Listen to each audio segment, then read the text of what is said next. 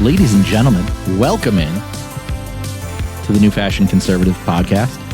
I'm your host, Justin Phillips, and with me, as always, is the one and only Shadow Governor Voss. Robin Voss's strongest soldier. And we're going to be talking about a lot of fun stuff tonight. Obviously, big news. Tony Evers announced he was not running for re-election. We're going to talk about some of the other races that are kind of starting to take shape. Talk about Wisconsin Institute for Law and Liberty announcing a new tool for parents. And going to cover an update on a story we did last week about fishing and about a young guy in Spooner that had his bait shop shut down. So with that, we're going to get into it.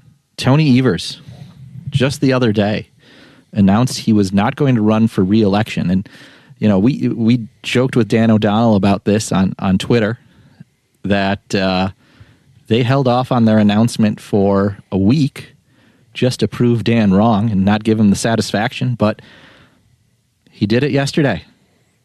It's over.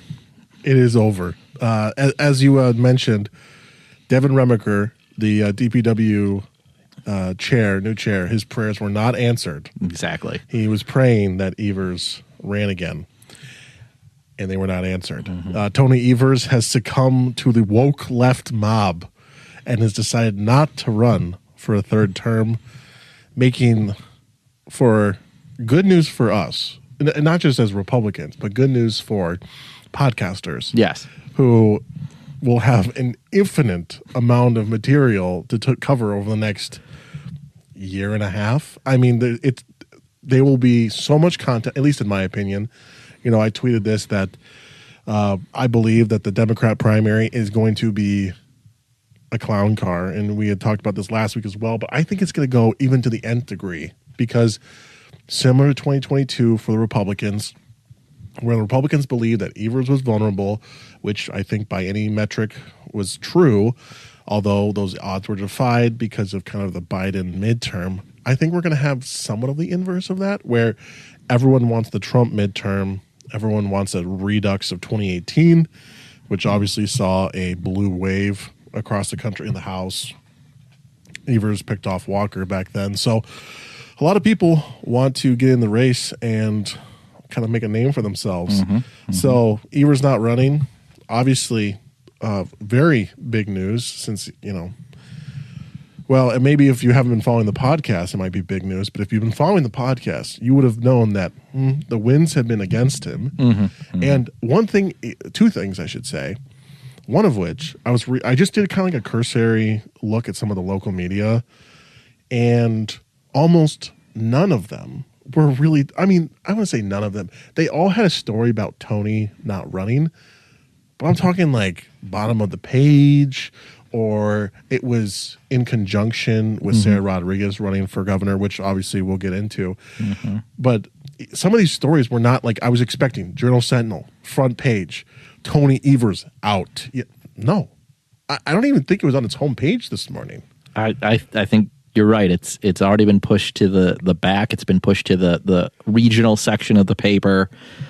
It's just, I mean, Tony Evers, you know, you're governor for 8 years. You can't even get the front page. I mean, for God's sake. I mean, area man confirms what we already know. Is pretty much. I almost feel a little bit bad that he can't even get a top line of like, hey, he retired. These are like his accomplishments over the last 8 years. Mm-hmm. But so, you know, whatever. It was just interesting. And obviously, you know, you had mentioned that the announcement being pushed back just to make sure that the Dan O'Donnell and Schaefer were both proven wrong, mm-hmm. that they didn't have the correct scoop, even though they clearly did. They had the scoop right on the money. And yeah. So that was very interesting that they got a little offended and they didn't want the scoop to be correct for, you know, both Dans, and so they pushed it back 1 week. What I think is funny now is how gracious that Dan Schaefer and Chris Larson and a few others have become. We applaud Tony Evers for his amazing work as governor, leading our state. All this sort of flowery BS, because literally on Wednesday of this week, Chris Larson put out what he probably thought was going to be the equivalent of a nailing a theses to the door of the Catholic Church. He put out a signature page from Action Network demanding Wisconsin Democrats meet the moment.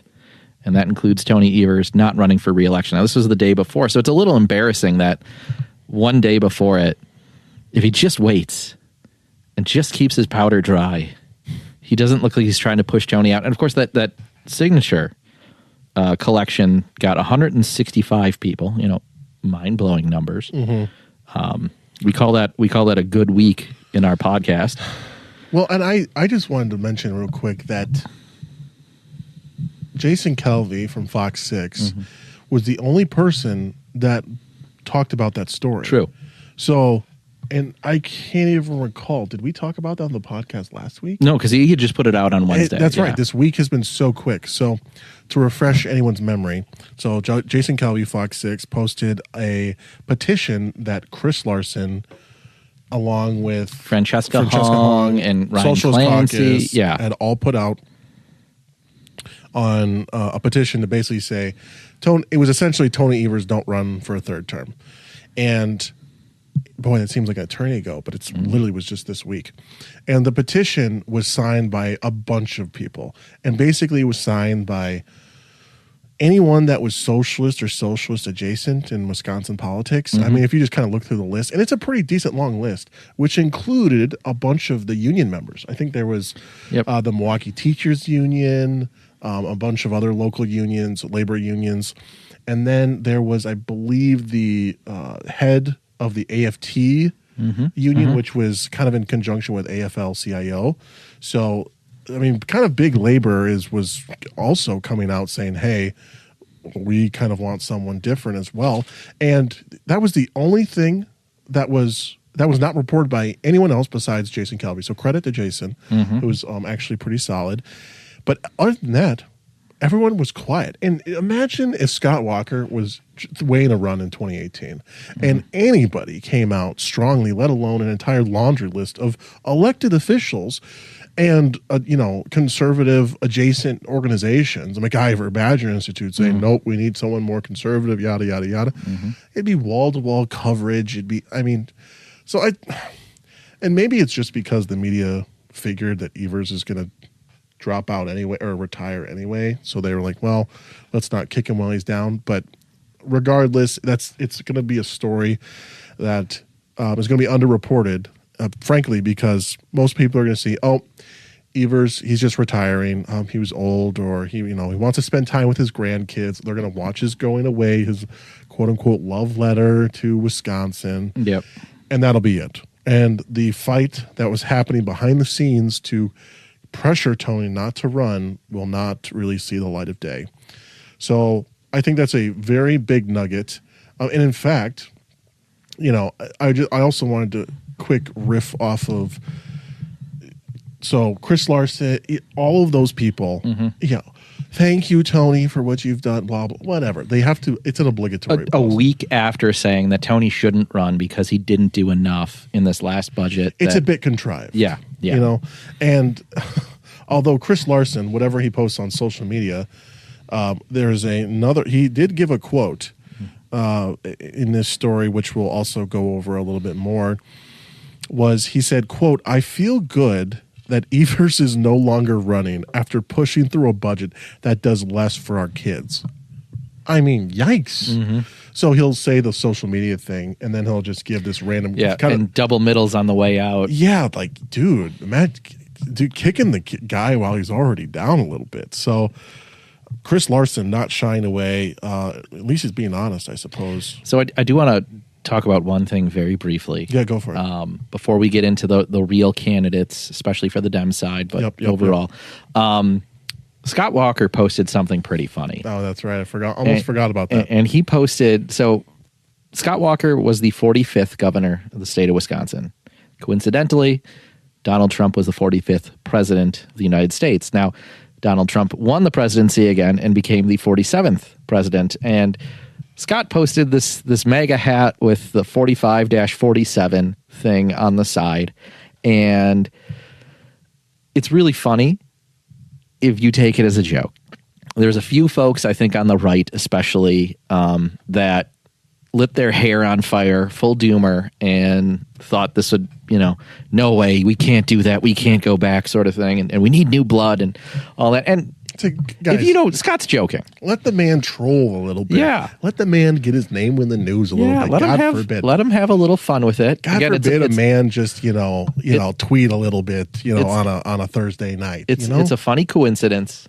Now, Scott, it is a pretty cool coincidence. Was a great governor. I know he has no interest in getting back into it.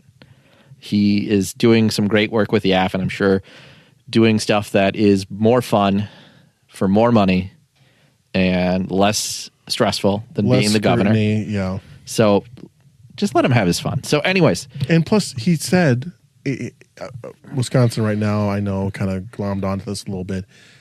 I mean, he even said to them directly, yeah, I'm not running in 26. But there was a doomer part of the Republican base that saw that and lit their hair on fire. And come on. It's like, guys, just chill out. Yeah. Just have a Snickers. This kind of reminds me of the days of Trump, like 2016, 2017, like right after he got elected. And even Republicans were like reacting to every single little thing he did. Yep. Now, I understand, Trump can be frustrated at times, but now that Trump has been in office and been around for you kind of know how he operates. Mm-hmm. You can't overreact to everything he does, or else you'll go insane. Yeah. You'll just tire yourself. Because while you're overreacting to something, he's already doing 5 more things that you have to catch up on overreacting to before he can do 5 more things that it's just a cycle. He might also change his strategy, and then you're like back to square one. Right.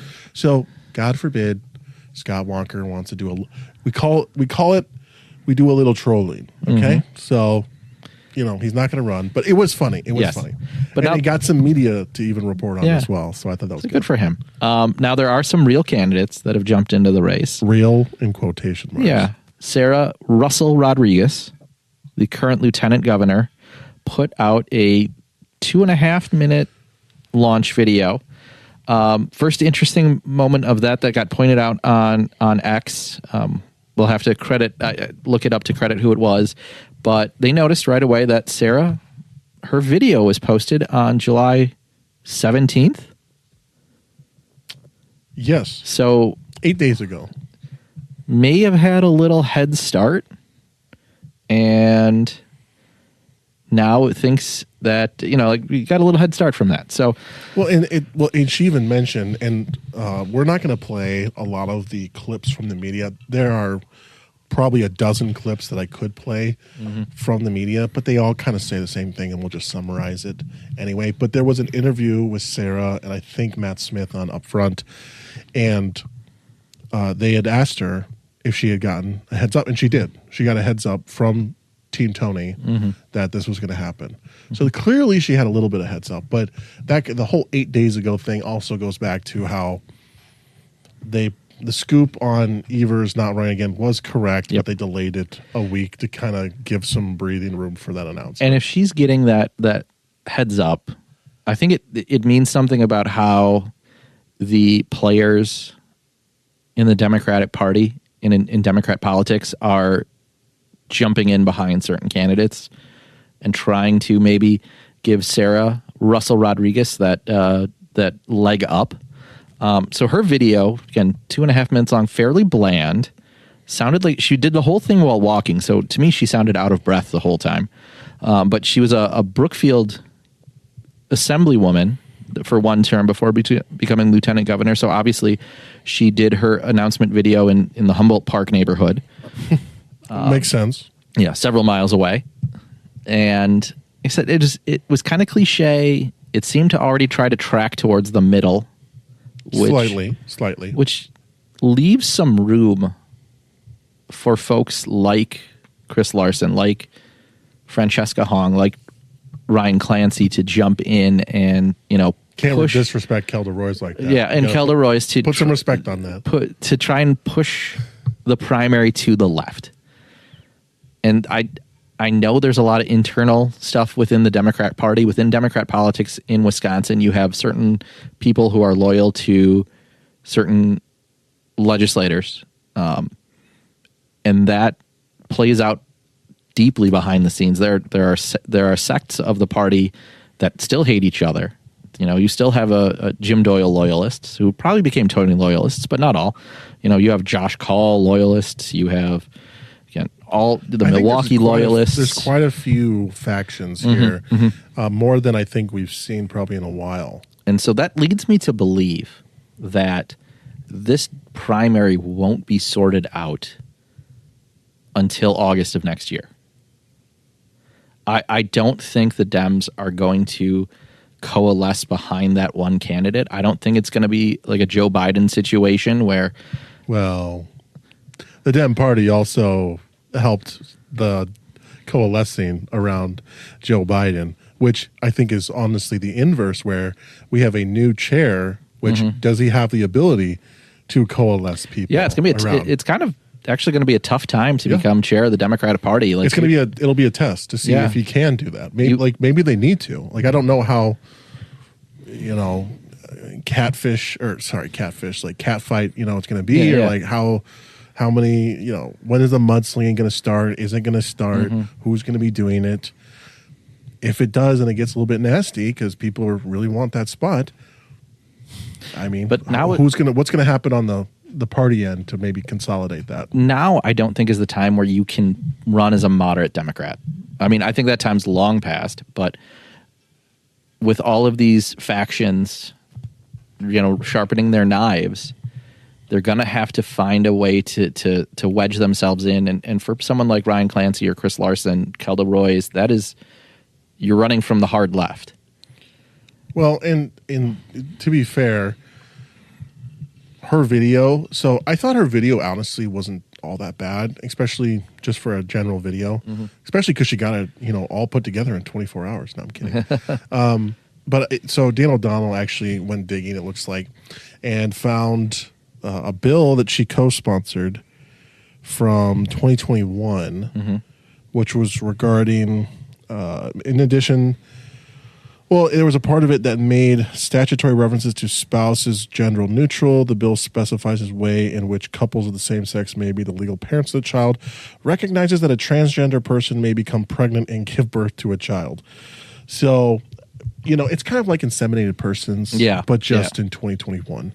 So I'm sure Sara Rodriguez is not going to be immune from signing on to bills like that when, you know, she won in 2020, and she has a little bit of a record. It's not much of a record, which is why her rollout video mainly focused on kind of her private life, where, you know, she's a nurse, she worked for the CDC for a while, and so she leans heavily on that. But I just want to talk briefly about the fact that Sara Rodriguez, and there are some people online, you know, I won't mention by name, that were very concerned hearing Sara Rodriguez running for governor, and they're like, it's quite literally over for the Republicans. She is a electoral juggernaut. She has a Hispanic last name, therefore it's over. And like, guys, pump the brakes. It's okay. Think about this in the context. Why is Sara Rodriguez announcing not even 24 hours, quite literally like 16 hours after, you know, Evers decides not to run, she's announced, I mean, Tony's body is still warm. Like, what is she doing? Think about it like that. She clearly, and for anyone out there that's, you know, living in Wisconsin right now, did you even know that we had a lieutenant governor? Did you even know that Sara Rodriguez was the lieutenant governor? Yeah, but Sara Rodriguez is probably the most anonymous, forgettable lieutenant governor we've had in quite some time.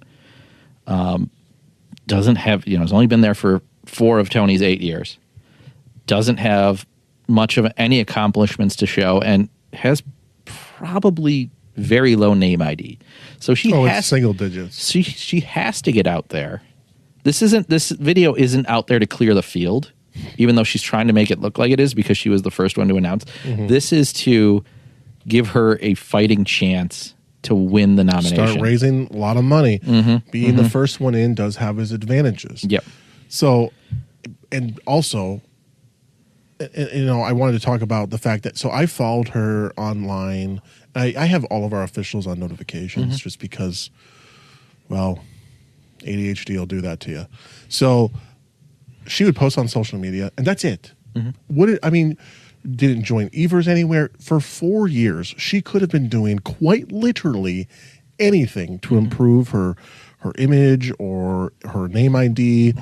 She could have done anything. She could have publicly gone in favor and stumped for legislation. She could have done, there's a million things she could have done that she did not do a single one. Quite literally, all she did was collect a paycheck. That was it. Yep. That was it. And, I'll give some credit to Wisconsin right now when they said that they saw her at the Oconomowoc 4th of July parade. I'm like, that's a bit odd.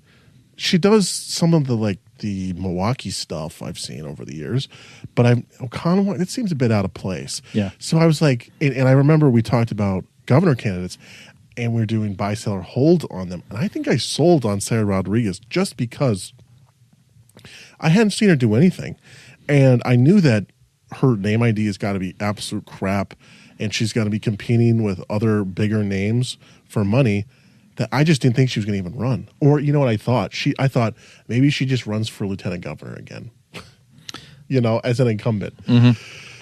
Which, I don't know. That seems kind of dumb, I guess, in hindsight. But my point being is she hadn't done anything to actually improve her stock in order to become governor. So, again, she's announcing less than 24 hours after Evers announced he's not going to run, because she has to. She has to get in early. She has to raise money. She has to prove to people that she's viable, because she's going to be competing with a lot of donors. And if she can't secure that early, I think she'll be probably largely forgettable by the end of the year. And honestly, she might take fourth or fifth. Yeah. She doesn't have a constituency right now. I think her most notable thing she did while lieutenant governor was she got a speaking slot at the DNC, but it was with 3 other people. Oh, and really? Do you remember? I don't remember. Yeah. I watched part of the DNC, but I wasn't. It was not a memorable speech. It didn't get her. It didn't vault her into top tier candidacy. The last thing that I really remember Sara Rodriguez doing was having a speech when she was sworn in. That was it. I couldn't tell you. And now she's going to actually have to work. Yeah, I couldn't tell you a single thing that she's done except for, okay, I visited this business, did one social media post, and that was it. And didn't even for God's sake, Sarah Godlewski, despite having absolutely no powers similar to Sara Rodriguez, at least tried to make the office into something. Now, she eventually got called out when she was confusing people by basically pretending to be the election person in Wisconsin, until WEC was yeah, you're confusing people, so stop that. She, at least, I can appreciate the hackiness to do that, whereas Sara Rodriguez literally just collected a paycheck and did absolutely nothing. So, and I think because she failed to make a name for herself in those 4 years as lieutenant governor, now we have an open primary situation, an open field, where others have kind of been hinting that they're thinking about running. We've talked about Ryan Clancy. We've talked about Chris Larson, Kelda Roys. They're going to run from the left. I still don't discount the idea that maybe not them, maybe not an elected official, but don't discount the idea that someone's going to run as a Democrat Socialist third party. They're going to run under the Working Families Party. You're going to, if they're upset with Sara Russell Rodriguez, or say David Crowley or someone else, that they're too moderate and they think they're going to be another Tony Evers that's just going to, work with Robin Vos and the Republicans. I think there's going to be a challenge from the left. And if it doesn't shake out in the Dem primary early enough, you might see it come through as a third party in November. Yeah, it'll be interesting to say the least. But now that obviously Sarah's kind of announced and is already trying to make the rounds, and she's already been endorsed by the Democrat Lieutenant Governors Association. Wow, big surprise. Right. David Crowley. So just to recap before I get to David, Matt Smith, CBS 58, everyone has been making the rounds with these people. Josh Kaul says he's going to take a couple of weeks to think about it. Cavalier Johnson, mayor of Milwaukee, said, I'm going to take some time, but right now it's about Tony Evers. Kelda Roys has basically said the same thing. Okay. Then David Crowley, first he originally said, I'm going to take some time, talk to my wife, but his intention is to run. Yes. So quite literally a soft launch. He's running. He's in. He's in.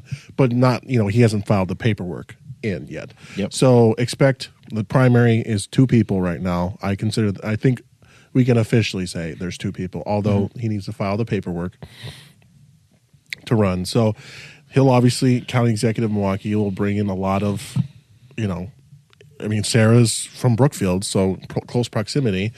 David Crowley's got a bigger constituency right off the bat. Yep. Where Sarah doesn't have any, really. So right off the bat, she's going to have to go up against David. And obviously David said, he welcomes a primary and he's more than willing to, do what it takes to, and yada, yada, yada. He'll do what it takes to win. So right off the bat, we got 2 in with basically everyone else considering in no uncertain terms. So in the next few weeks, I'm guessing by August, September, we'll probably have 2, maybe 3 other people in. And now Josh Kaul, I think we've kind of said, is the front runner. And he's got the highest profile, public office, constitutional office as the Attorney General. I think Republicans, or I think the Democrat base, although might be frustrated with him because of him not prosecuting the quote-unquote fake electors, he's still probably their best candidate. Josh is going to face some challenges. Now, first, historically, the 2 places that Democrat governors in the state of Wisconsin come from is lieutenant governor's office and the attorney general's office. That's just historic. You have to go pretty far back to find a state senator that won the race. But Josh Kaul, I think he's going to get hammered for 2 reasons. One is you said, didn't do enough to punish the fake electors, as they're so called.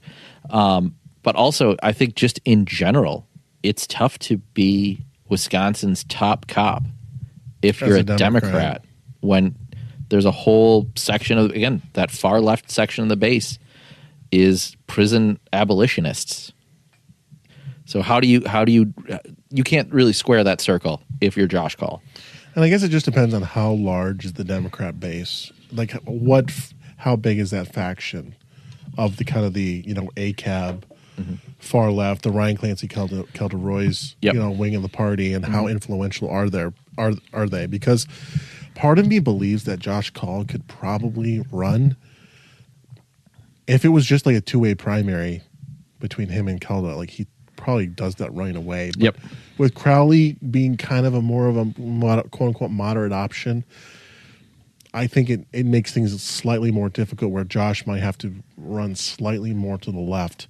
Again, this is kind of the more the pull to the left and the more the fight on, the party, the Democrat Party just going more far left, and Josh Kaul might have to continue to, and we'll see whether he stays in his lane and kind of tries to run off of the law enforcement angle, which would probably be smart for him in a general, of course, compared to, maybe being browbeat a little bit by being forced by some of those other candidates. But again, a lot of it will come down to money and what people's ads will be buying and how many ads will they be buying and who are actually buying the ads. Because I just don't see someone like David Crowley trying to bash Josh Kaul. I could see State Senator Kelda Roys just slunging mud. One of them left and right. Yeah, and once the first attack goes out, I think all bets are off. I think you've got everyone knives out, ready to go, because there are these factions in the Democrat Party that are for certain candidates or certain communities. There's Milwaukee Dems are just their own thing, and I think David Crowley would be their candidate. So now you're going as a Milwaukee versus everybody. Can you just win Milwaukee by enough to finish third in the primary in every other county, or every other county except southeastern Wisconsin? So he's got that kind of math to do. And like you said, if they're all going to get pushed to the left by Clancy, by Larson, by Kelda, like how do you square that to come back around in the general and be like, no, I'm the moderate, I'm the one that you should vote for, the other guy's the extremist? Yeah, I mean, we saw tough. that in the presidential year, and we saw that not only just between what Kamala said in a Democrat debate and what she had to run on a year later, but you saw it when she accepted the vice presidential nomination, as opposed when she had attacked Biden directly in the debate and called him a racist. So you're going to have those moments. I think you're going to see him here in the governor's race. But how do I think they'll really struggle to kind of get back to the center come August of next year. It'll all be dependent, and I think in the interest of the Kelda wing of the party, they should be interested in consolidating their base instead of splitting it up. Because I do think Josh Kaul is a heavy favorite to win the Democrat primary at this point, just based off of incumbency and AG, and he's got legitimacy statewide. I just think that's a heavy incumbent advantage for him.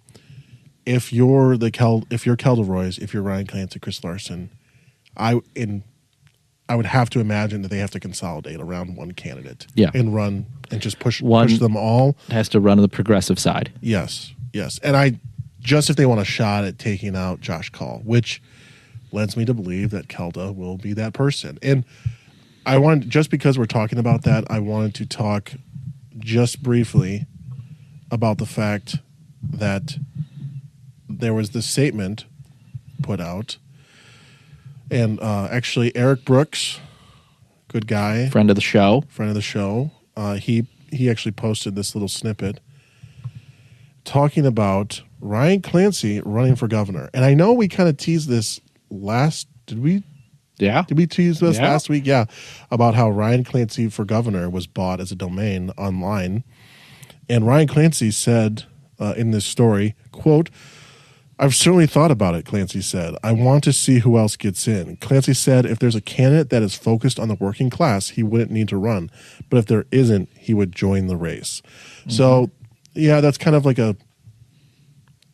it's kind of a tea leaf saying, if there's someone from his wing, he wouldn't get in, which makes sense. And so at this point, I don't think Ryan will get in, but it is interesting that he's putting his name in the news a little bit. I think there's one candidate, not Kelda Roys, that would need to get in for someone like Ryan Clancy to not.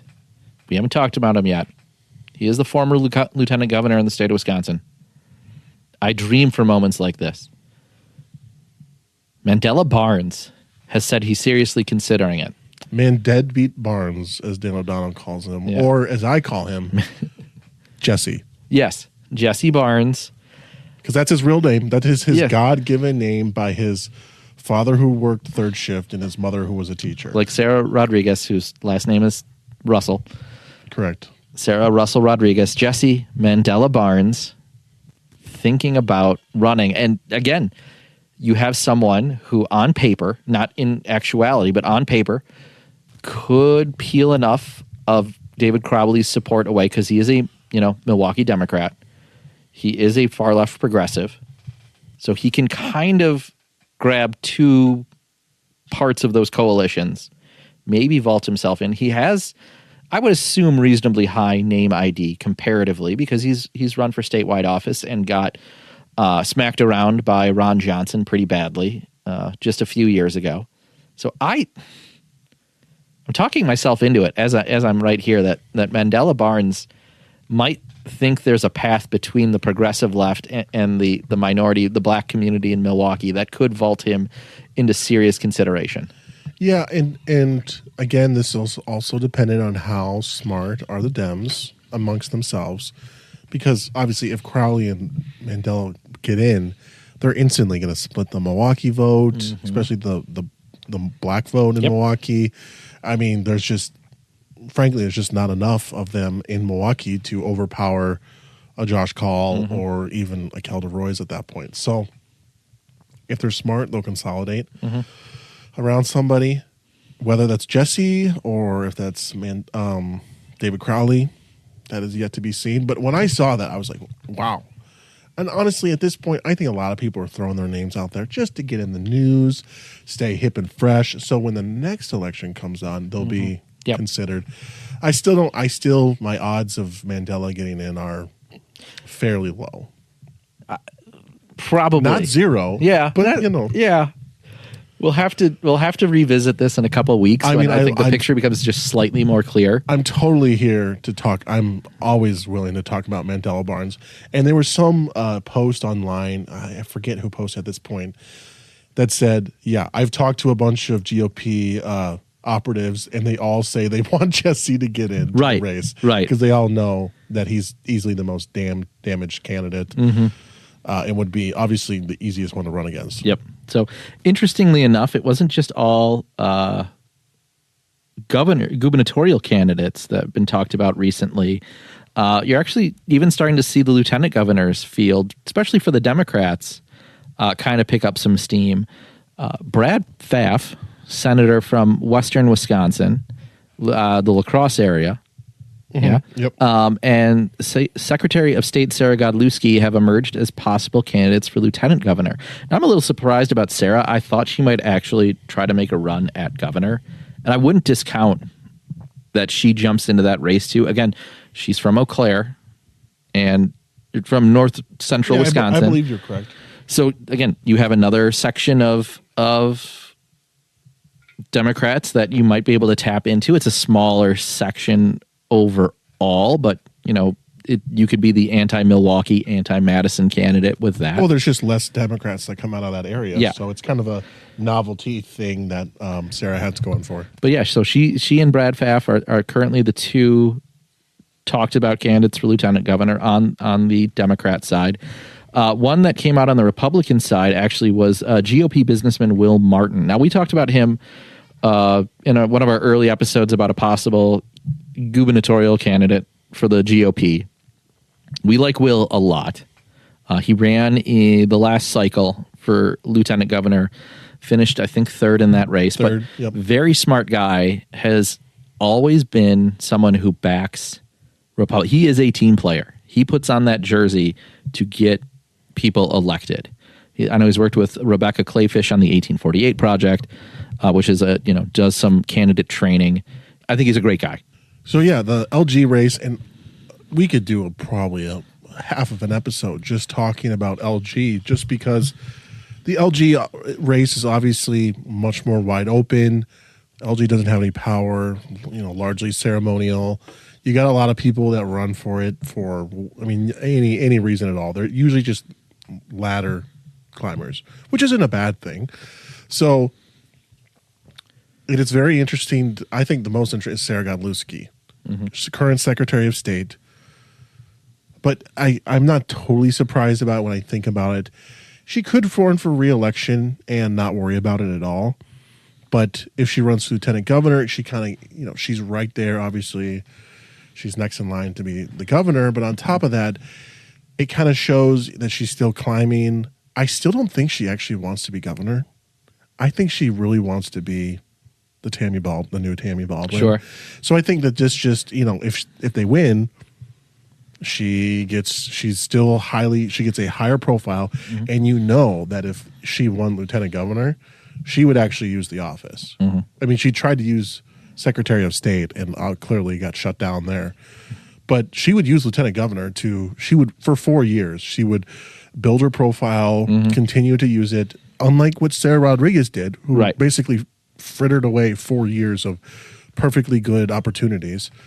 Sara Rodriguez would 100% maximize the office. Maybe not the way we would want to, but of course, to elevate her profile to eventually run for Senate. You're right. I think you're right. I think, I call her, Kirkland's signature brand, Leslie Nope. But I think that's the right call for her. So, but Brad Pfaff was honestly a little surprising but I think Brad Pfaff would be their best candidate, especially if they're going to go with something like Tony Evers kind of has that outstate appeal, where Brad Pfaff would have kind of that outstate appeal that most likely a Democrat, governor candidate won't have. Because right now we have very Milwaukee-centric, Madison-centric. Josh Kaul doesn't really have any like rural bona fides. No. So Brad Pfaff kind of, although lieutenant governor really doesn't mean as much, if it gets you a few extra votes, with the margins being only 20,000 votes here and there, that can make a difference. So I think Brad Pfaff is honestly maybe their best candidate for lieutenant governor. Then, of course, Will Martin, great guy, took third behind Roger Roth and State Senator Pat Testin. That's right. Going third, I'm fully believing, he'll run for lieutenant governor, along with probably a lot of lieutenant governor candidates that ran last time as well. Whether that's David Varnum. Another great guy. Another guy who's like putting on the jersey and being a good team player. Cindy Werner, probably. Kyle Eudes. There's a few other people out there. I mean, the clown. You want to talk about a clown car? The LG race from 22. There was 12, 15 candidates. The colored map from the election night was obviously wild. So we'll follow that obviously as that comes. But obviously, I don't think LG candidates will be announcing. No, and as we've said before, love what we do on this pod. We want to have some of those guests, and I think that time will come once we're a bit more put together. And hopefully those lieutenant governor candidates are going to join our show soon when they decide to get in. So with that, you good?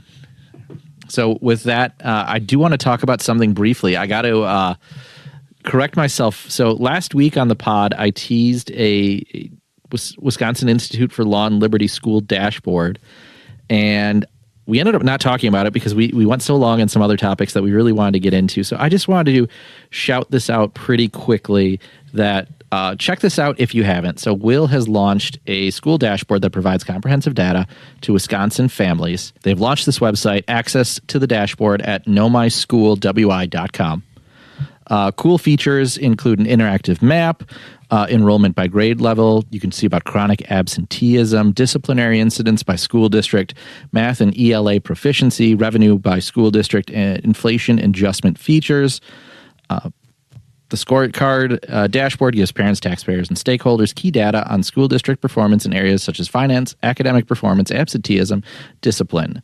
With this updated tool, Wisconsinites can hold districts accountable and make better information key decisions. So I like it, as someone who's got kids that are right around those early and elementary school ages. You want to make the best decisions for them. I think Will did a fantastic job kind of putting this together when we've seen an absolute failure at DPI to deliver on any of this. They, DPI for several cycles now has been juicing their numbers. Oh, it's horrible. I mean, if I highly recommend people go in and look at the report cards for not just your school district, but maybe just use some other benchmarks like Milwaukee or Madison, Green Bay, Eau Claire, other school districts, and just see what they do to kind of juice the numbers and manipulate the numbers. For example, one of the biggest black pill numbers that I remember seeing, so I did this. I looked at the report cards for Milwaukee compared to some of the other Waukesha County-related ones, Dane County, just to see Southeast Wisconsin.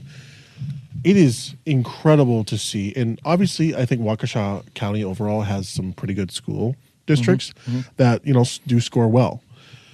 Obviously, Milwaukee County has some that struggle. Some of the suburban districts do pretty well. But if you look at MPS's numbers, they weight everything is very skewed, and it's usually due to the poverty level. And so they have a sliding scale for the poverty level. And on top of that, they also have a sliding scale for achievement and growth. Now, their achievement numbers are horrible. Now, it looks like the scores are out of 100. So the achievement score is like a 27. So just absolutely horrible. Yeah, it's really bad.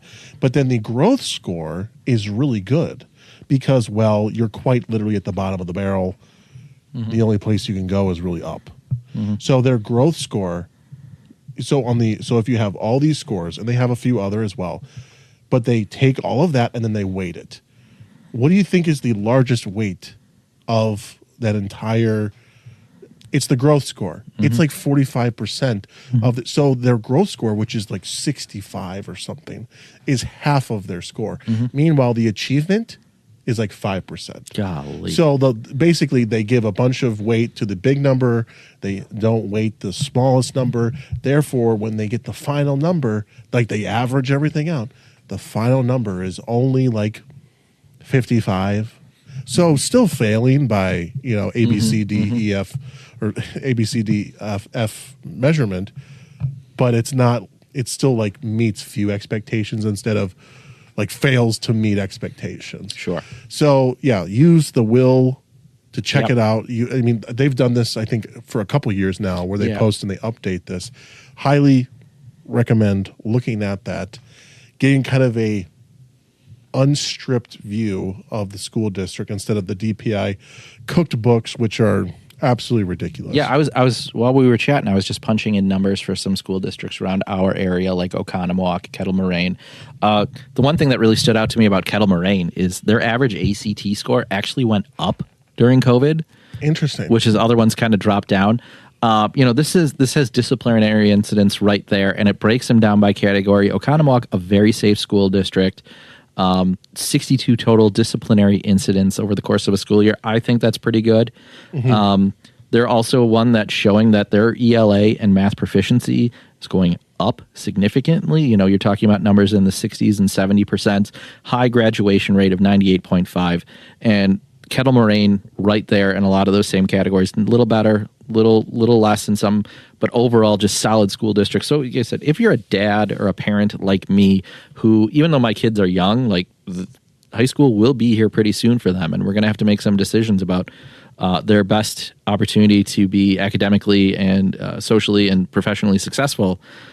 So we're going to have to make those decisions, and Will does a great job of just so laying it out so succinctly, and even measures where DPI lowered its proficiency standards. So great tool. Check that out. While we're on the topic of things that I kind of forgot to mention, I do want to drop a quick plug, not a sponsor, but doing this as a courtesy to a friend of the program, friend of ours, wanted me to remind you that AFP Wisconsin and MacGyver Institute are holding this cool event in Cedarburg on Monday, fact-checking the Evers record. Now, I know it's a little odd that, with Evers choosing not to run for re-election, but his policies are going to be in place for the next 400 years. Yeah, so might as well talk about it. Yeah, now. Check it out. It's at a cool brewery, Rebellion Brewing, 6 to 8 on Monday. It'll have Annette Olson, who's the CEO of MacGyver, and Jerry Pagno, who's the legislative director of AFP Wisconsin. Do check them out. So another thing I want to bring up this week is the Journal Sentinel had some of its most Journal Sentinel content imaginable. And I mean just stuff that should have gotten caught by an editor if they had competent people there. But the first one was James Causey. So James Causey is a opinion columnist who went on this rant in his column about Donald Trump kind of kicking around the idea of suggesting that the Washington Commanders should return their name to the Redskins. Which they should. And suggest that the Cleveland Guardians should once again become the Cleveland Indians. Another one that I think is cool because as a fan of the movie Major League that was shot at Milwaukee County Stadium, Indians is just such an iconic look. So in his column, he wrote, "No one tell Donald Trump what the Milwaukee Brewers and Marquette basketball team used to be called. If he finds out, he'll want to return the Brewers to the Braves and the Golden Eagles to the Warriors as he searches for ways to return our team's mascots to their old racist selves," he says. Now, Shadow Gov, do you know why that is an especially stupid comment? Well, I'm no baseball expert, but the Milwaukee Brewers were never the Milwaukee Braves. Correct. So for those who don't know, It's a bit of a technicality. Yeah. But still.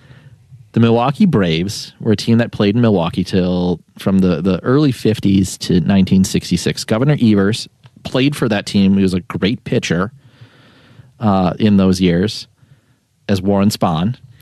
But the Braves moved to Atlanta for the 1966 or 1967 season.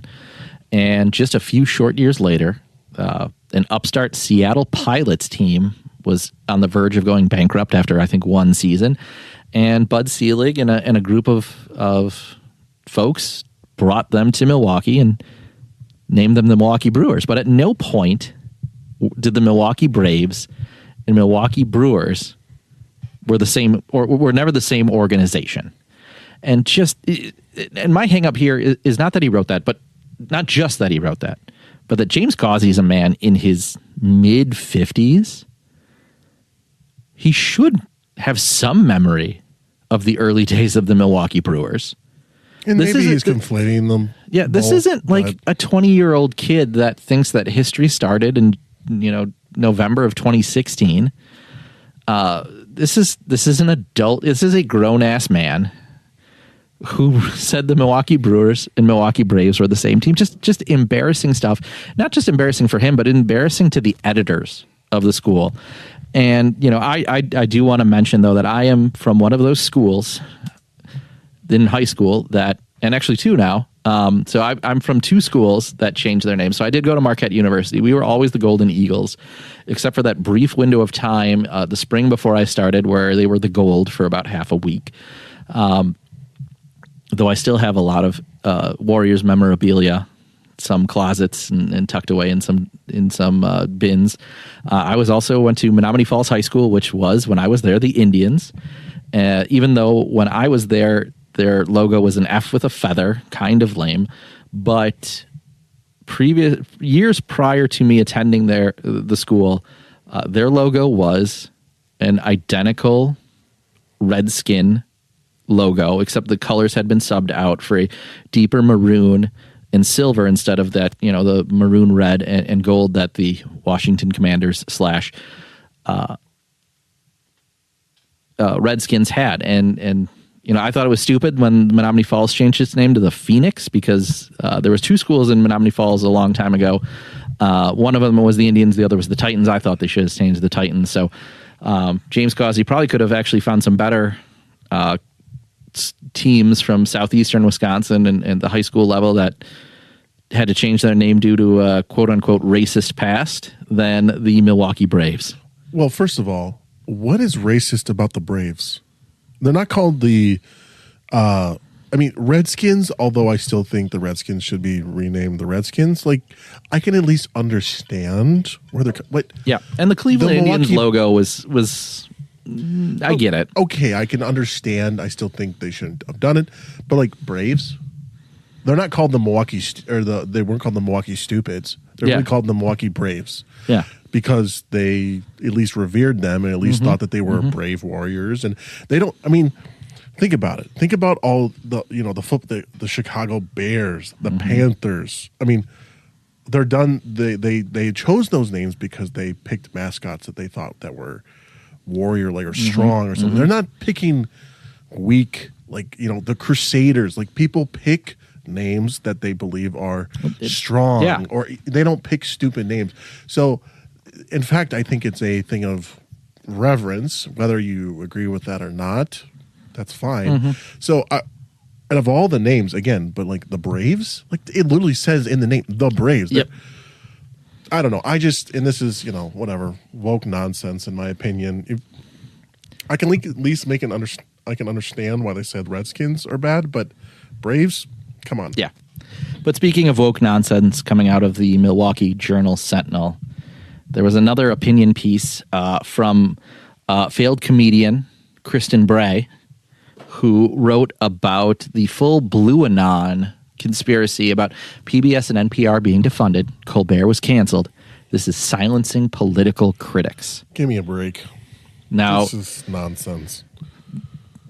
Let's forget the fact that Stephen Colbert's program cost $100 million a year to produce. Seems insane to begin with. He was paid $15 million himself, and the show loses between $40 and $50 million a year. So Yikes. if you're any sort of profit-generating organization and you look at a $50 million loss on your books, you got to think that's going to be top of the chopping block. But no, Kristin Brey thinks that this was all Trump silencing his opponents. Ironically, Colbert can trace his success to the Trump monologues. She writes, before Colbert called his boss's settlement with Trump a big fat bribe, his late show monologues have taken a direct aim nightly at authoritarianism, misinformation, corporate cowardice, and Trump for nearly a decade. First of all, that's not something to be bragging about.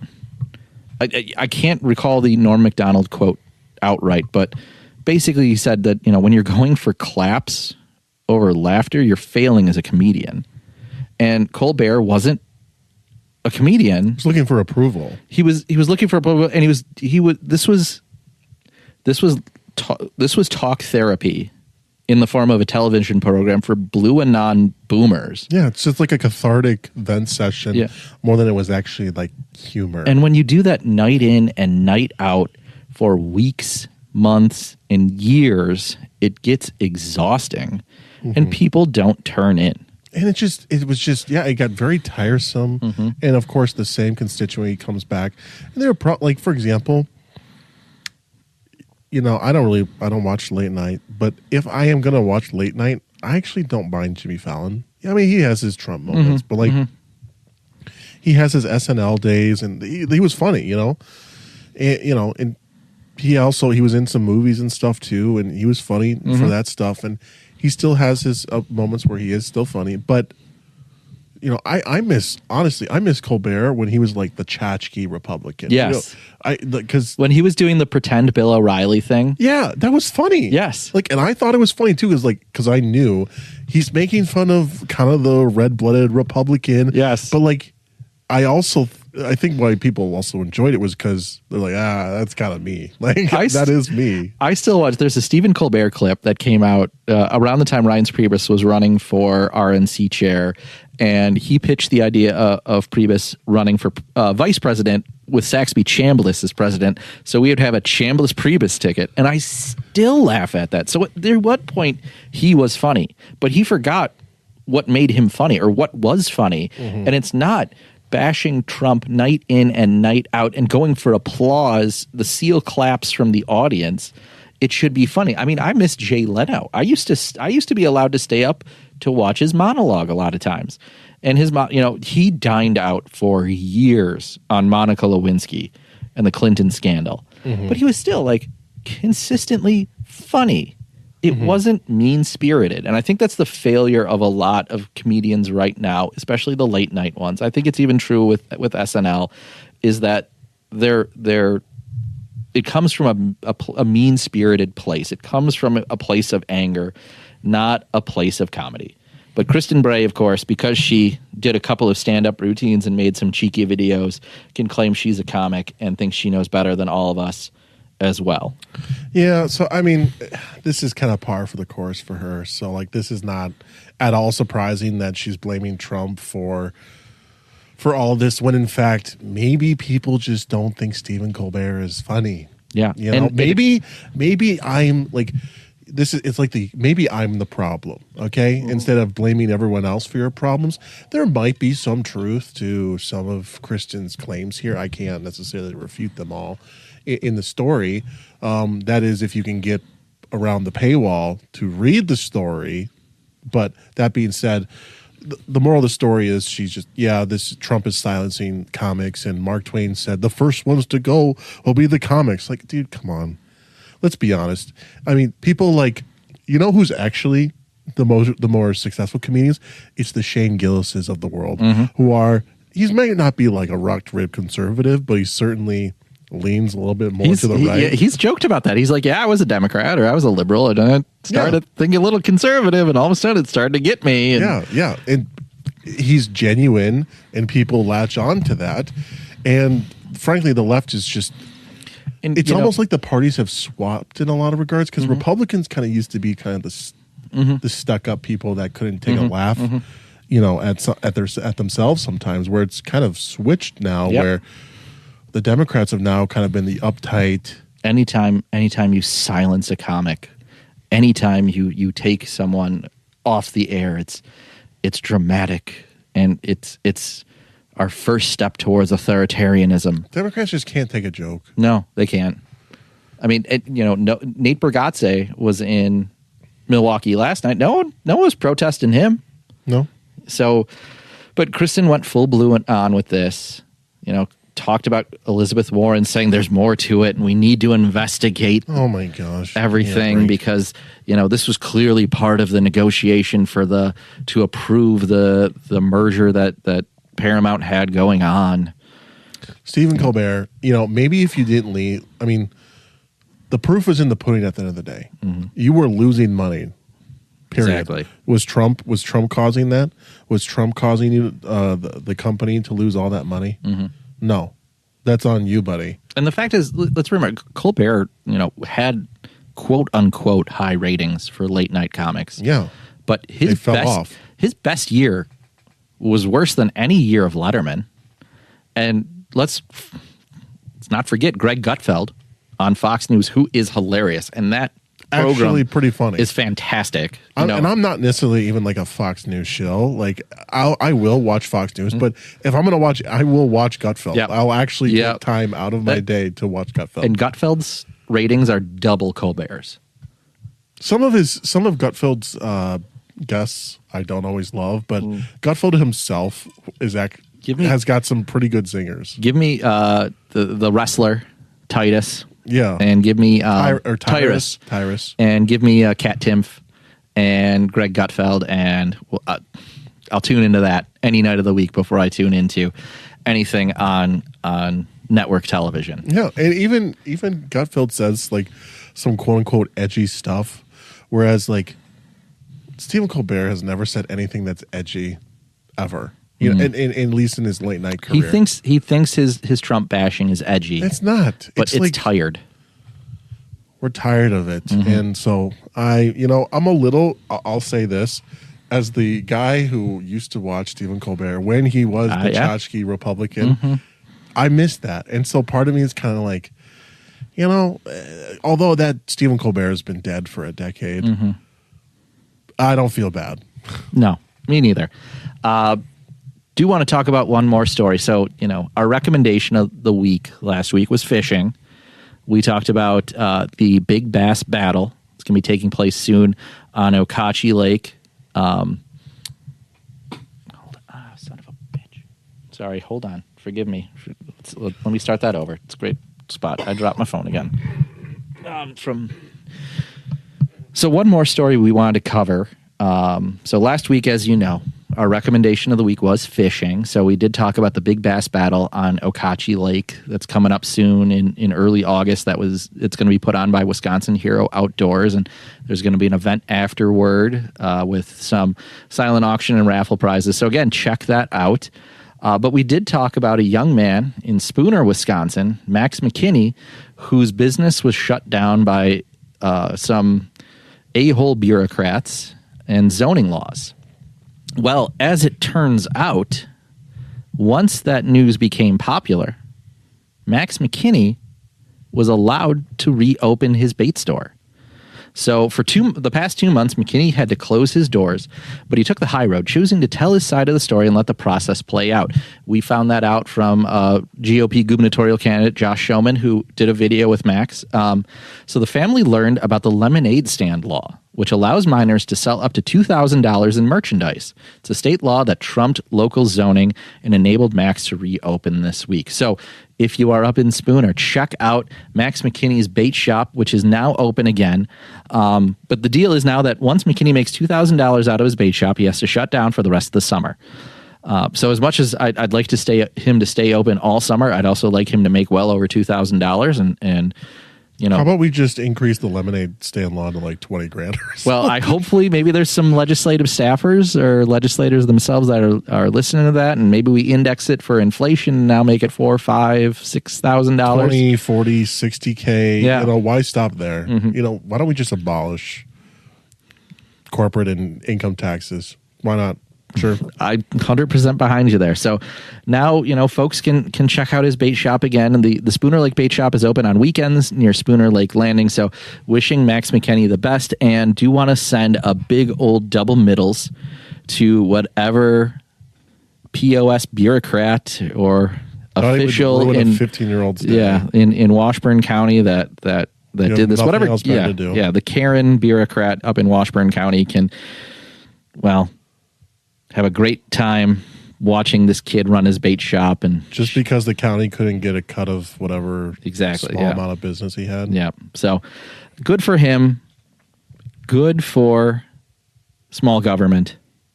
Bad for bureaucrats. Love it. So Wisconsin wins when bureaucrats lose. Exactly. So this week's recommendation of the week is to train, say your prayers, and eat your vitamins. Brother. So Shadow Gov, you a wrestling guy? I'm really not, but game recognizes game. Yeah. I put some respect on his name. So this is, of course, in reference to the passage. This is, of course, in reference to Hulk Hogan, who passed away earlier this week. Yep. So, I was a wrestling fan, kind of for WWE post Hogan, but that guy, man, he embodied what it meant to be a patriotic American in the 80s. His showmanship, his ability to work a crowd and become the biggest name in wrestling for decades is second to none. And the fact that he was willing to go to WCW and essentially reinvent his career as a heel, as the bad guy, as Hollywood Hogan, so amazing.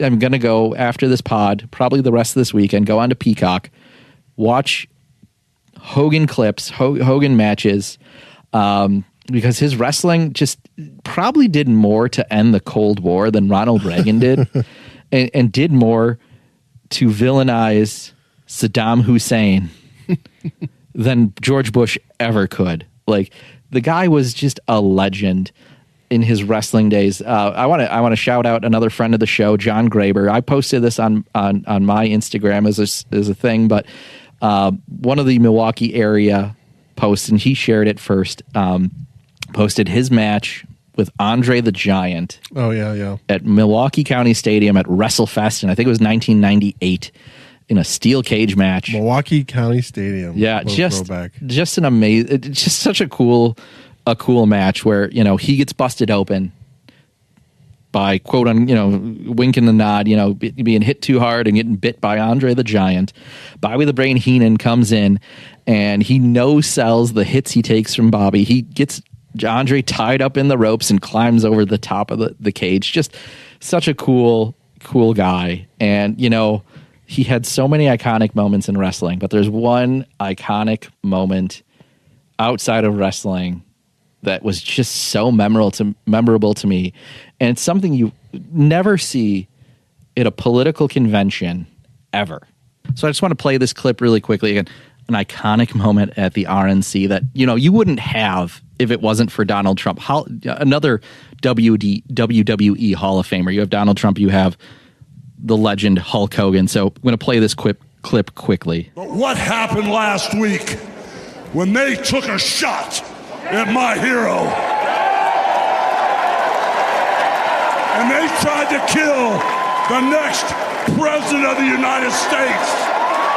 Enough was enough, and I said, let Trumpomania run wild, brother. Let Trumpomania rule again. Let Trumpomania make America great again. So all you criminals, all you lowlifes, all you scumbags, all you drug dealers, and all you crooked politicians need to answer one question, brother. What you gonna do when Donald Trump and all the Trumpomaniacs run wild on you, brother. God bless you and thank you. That was so cool. So good. That moment was so cool. That's the moment where he tears his Hulk shirt off and you see Trump Vance underneath it. It doesn't get much better than that. It doesn't. So RIP to the WWE pro wrestling legend, Hulk Hogan.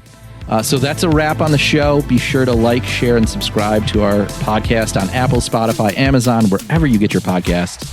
Don't forget to drop us a 5-star rating where available. Show notes can be found on our Substack, newfashionconservatives.substack.com.